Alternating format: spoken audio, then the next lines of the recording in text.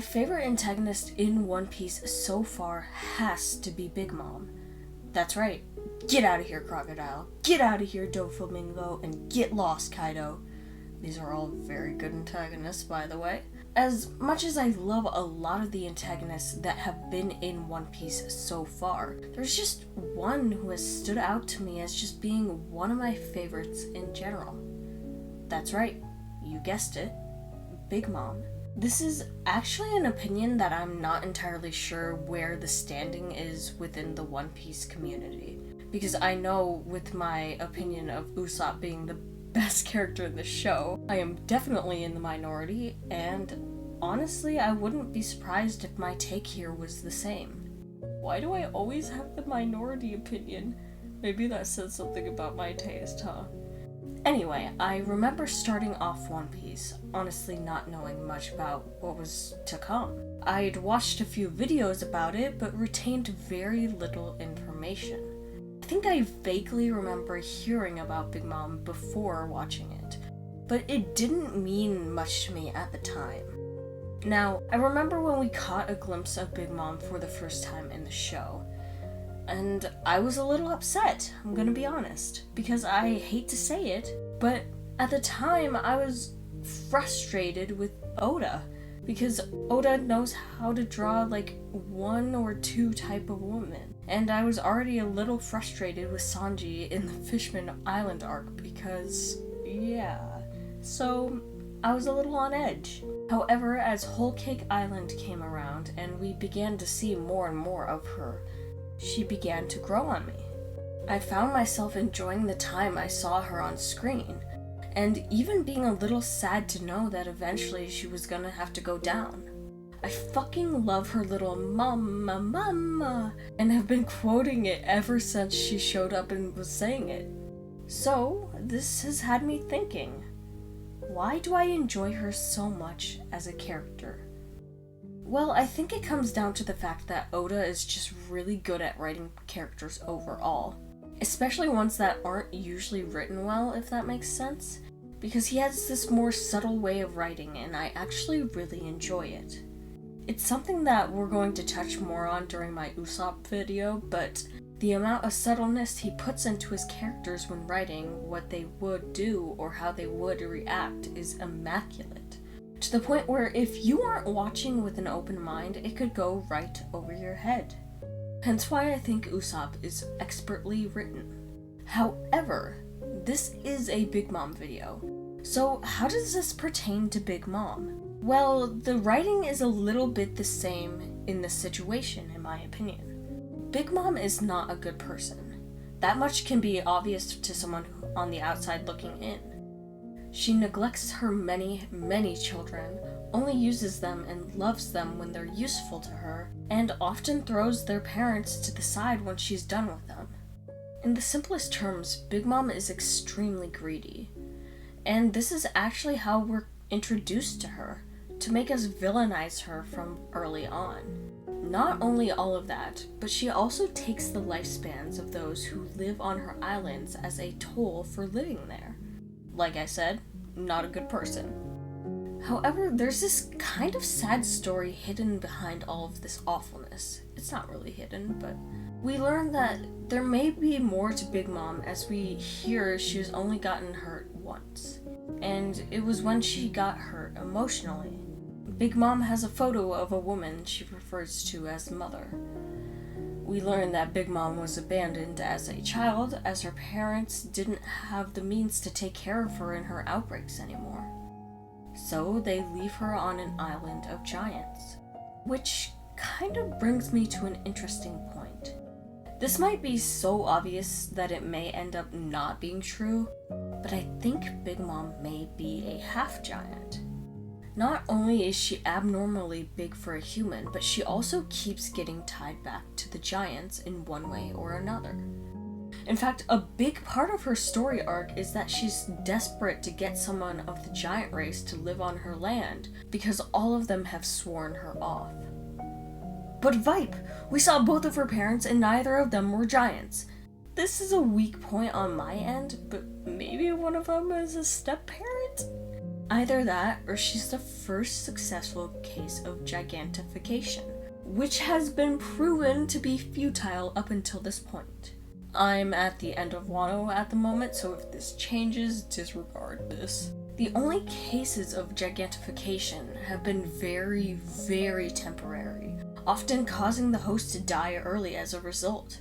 So if that ends up being the case, I'm interested to see in how this will pan out, because that will bring another level of sadness to Big Mom that wasn't there before. Anyway, Big Mom ends up being picked up by Mother and taken into her orphanage.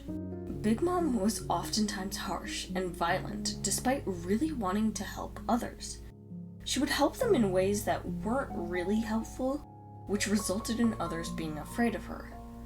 The only person who didn't berate her or fear her for this was Mother, who instead slightly nudged her in the right direction. She was the only person who accepted Lin Lin, that's her real name, for who she was. This meant a lot to Lin Lin as she began to idolize Mother and want nothing more than to impress her. We learn that Lin Lin's dream of having every race live together with no racism, which is actually kind of sweet despite her not so sweet way of going about it, comes from Mother's wish for every race to live together in harmony. There's a tradition of fasting on Elbaf, which is the giant island, for those who are unaware, that causes Lin Lin to eventually have her first, I believe, experience of her condition, which causes her to go into a frenzy until she is fed the food she's craving. She ends up killing the leader of Elbaf, which causes every giant to hate her and outcast her, saying to never be caught around them again, which is why giants have stayed away from Whole Cake Island as a whole cake. I'm so sorry. This is actually when we learn that Mother has been manipulating these kids this whole time. We find out that she actually plans on selling them to the Navy and then retiring with the money afterwards. The reason she was so kind to Lin Lin was because she would fetch a really good price if she were to be sold. And just like that, we learn the main person who meant the world to Lin Lin was using her for her own gain. This is so disheartening to me because it was at this point where something began to click for me. It wasn't solidified until later on in this arc, though. Jump forward a bit and we get to Lin Lin's birthday party. She gets surprised by Mother and all the other kids at the orphanage with a giant pile of Krakenbush? Krakenbush. She is so happy to get this present and begins to happily eat it. Let me just say the amount of horror I had whilst watching this seemingly innocent scene was immaculate. Amazing job to everyone who contributed to this because, wow, I just felt this sense of dread wash over me as I realized what was happening. Lin Lin, in her own world, got so absorbed in eating that she ended up consuming Mother and all of the other kids at the orphanage. This was horrifying to watch because it never actually showed you it happened. But as the scene went on, you just had a sinking feeling. The worst part of all this is the fact that after the scene finishes, Lin Lin sees that she's all alone and begins crying because everybody left her alone. To this day, she still doesn't understand why Mother left her, and that just breaks my fucking heart. And you want to know the worst part of all of this? There's this chef character who watched the whole thing happen. What does he do? He goes to comfort her, assuring her that they would uphold Mother's dream in making a place where all races can live together. Now, that sounds nice, right?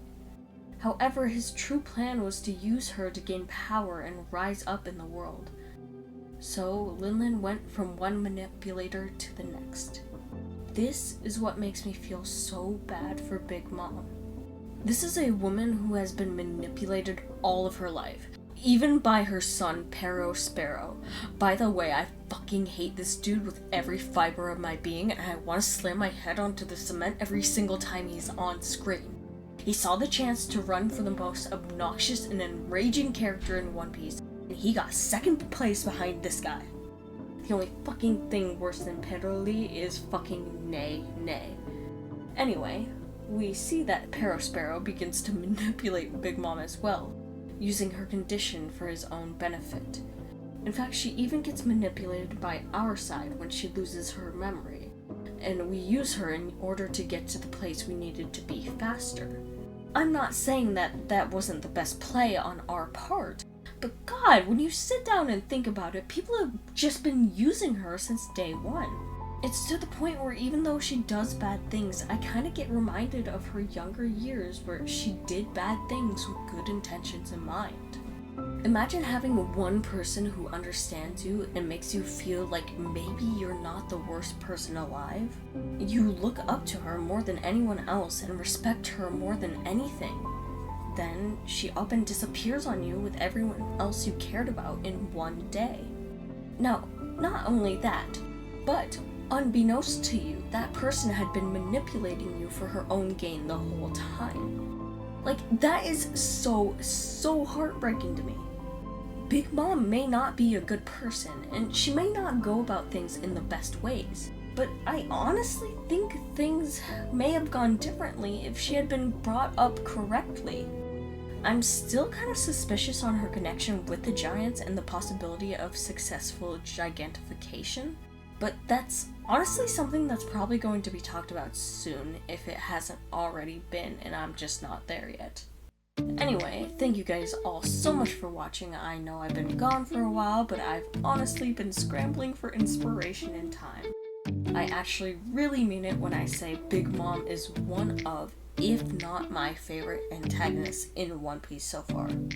Her story has always been a little bit sad to me, and I'm kind of wondering if I'm the only one with this opinion. Let me know your opinions on Big Mom in the comments below. Do you like her? Hate her? Let me know your favorite antagonist in One Piece if it's different. With that being said, thank you all so much for watching. Please remember to like and subscribe, and as always, I will see you all next time.